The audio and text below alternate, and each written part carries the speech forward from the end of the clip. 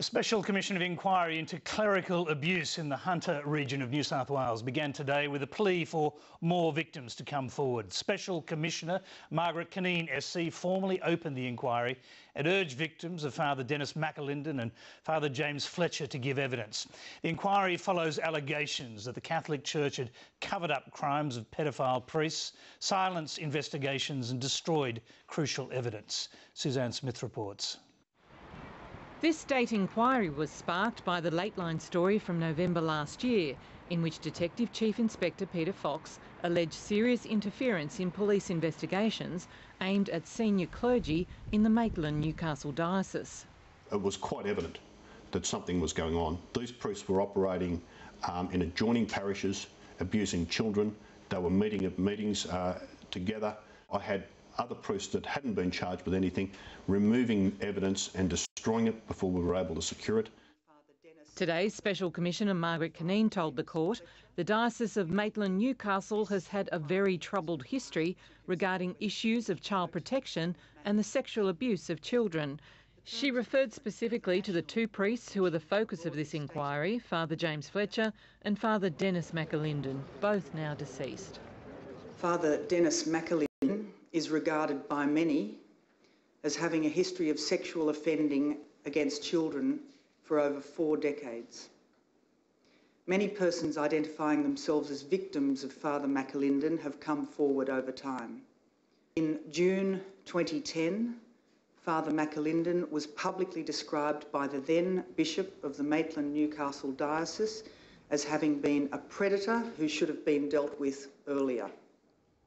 Peter Fox has spent 30 years as an investigator in the Hunter region north of Sydney. He secured the conviction of Father James Fletcher in 2004 and spent several years investigating Father McAlinden.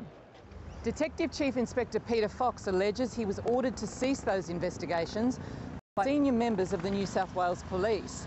That issue will be the subject of this inquiry.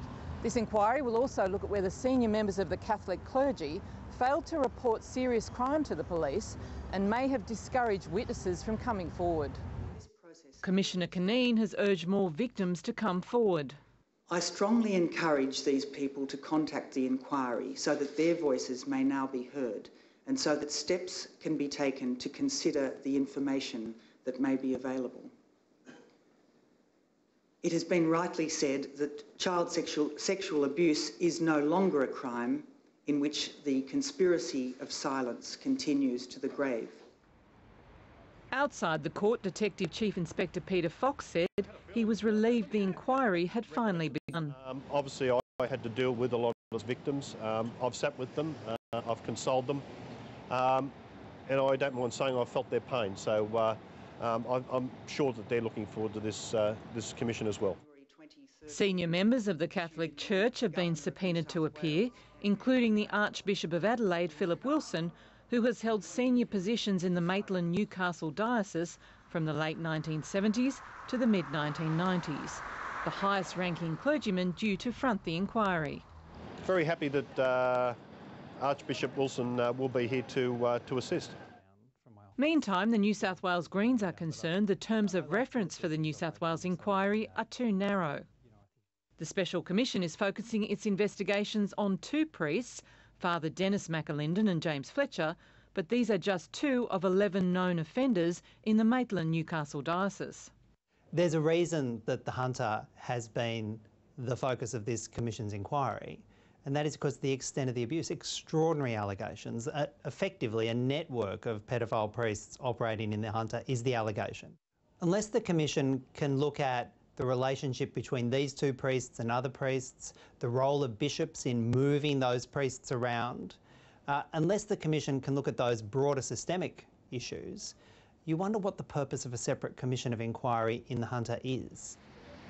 But Peter Fox believes the planned Federal Royal Commission can look at the wider issues if necessary. I'm confident. I think the Commissioner alluded to that, is that whatever is not covered here will be referred on to the Federal Royal Commission, and personally I'm fairly confident that that will occur. Public hearings will begin on the 6th of May for 2 weeks and from June 24th for 3 weeks in Newcastle. Suzanne Smith, Lateline.